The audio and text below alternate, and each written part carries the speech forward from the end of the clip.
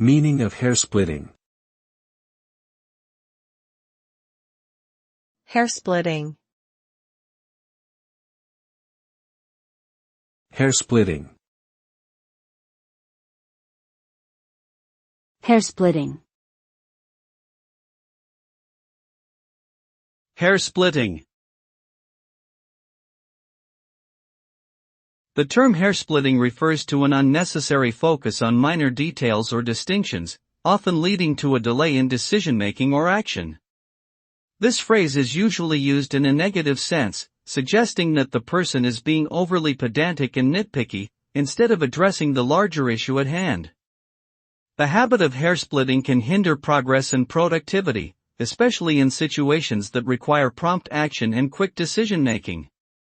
Therefore, it is important to strike a balance between attention to detail and a pragmatic approach.